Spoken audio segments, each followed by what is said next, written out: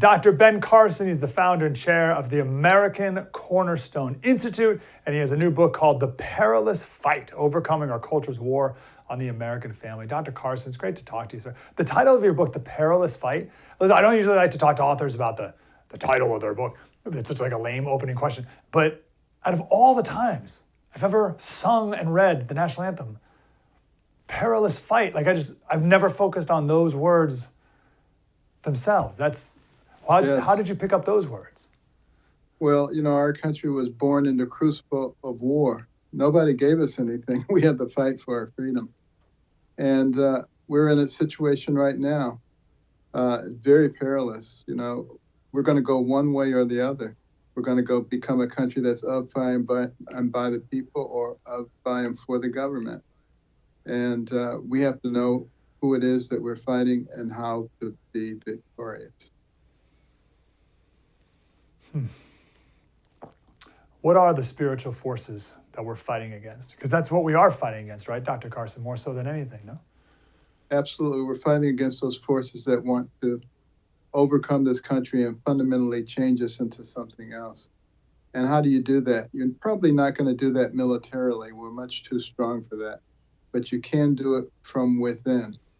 And what is the foundation of this country? It's our communities, which are composed of our families.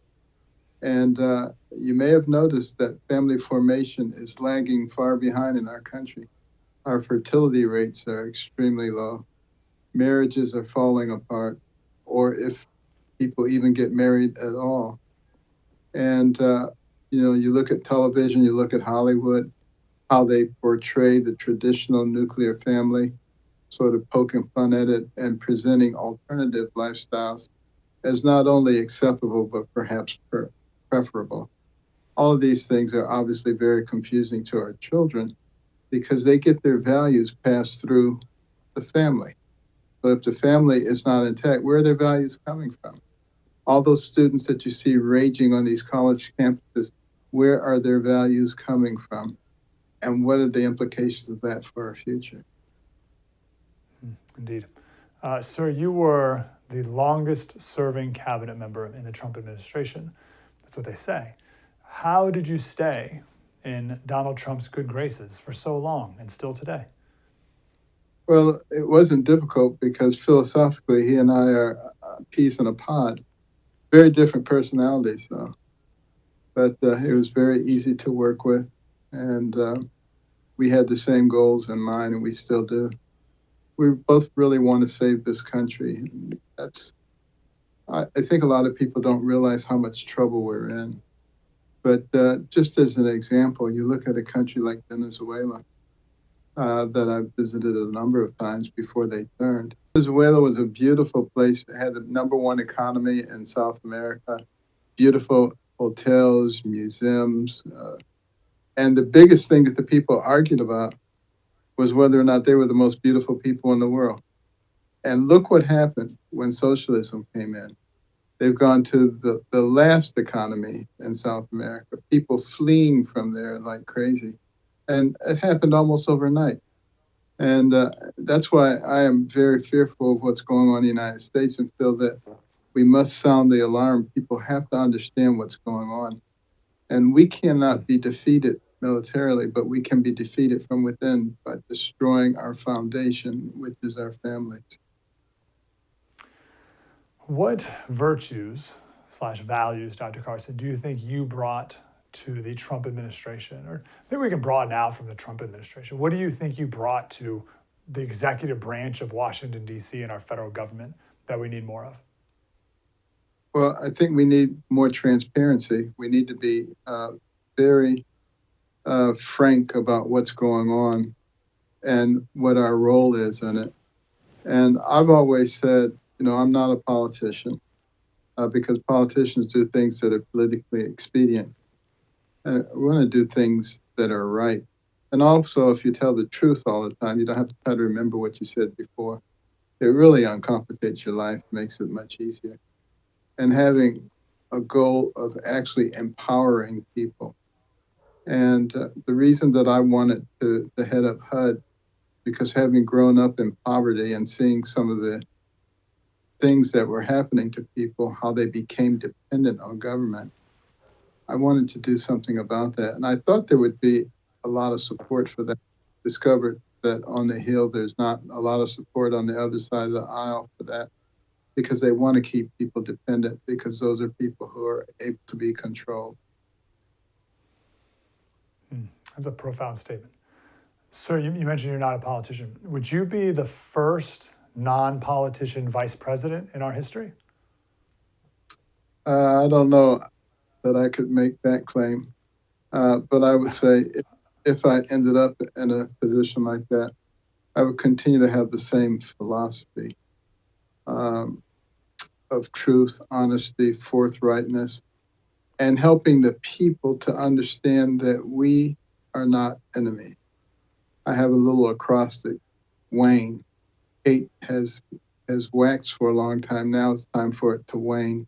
WANE, that stands for we are not enemies.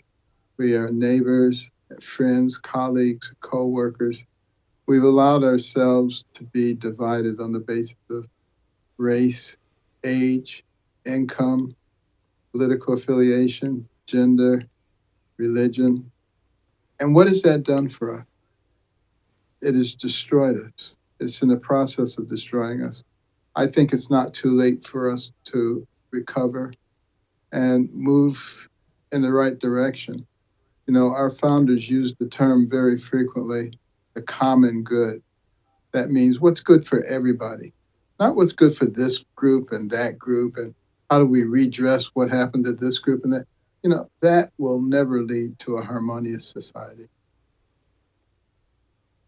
I think, Dr. Carson, what is the job characteristics of a vice president? And it's to support not just the president, but to be a cheerleader for the things that are good about our country. And I can think of no one better for that job than you. First, correct me if I'm wrong. Is there another point? Is there what's the other reason, or what else is a vice president to do, if not everything you just said so far in our short time here together? I think a vice president obviously has to support the policies of the president, and they have to be able to work together for an overall goal. They have to know what they're trying to accomplish and work together to get it done. Two heads are better than one. If you were asked to be vice president, surely you'd say yes, right, sir? I would surely take that sincerely to God in prayer. My goal is to be able to save this country and use whatever mechanisms are necessary inside or outside of government to do that.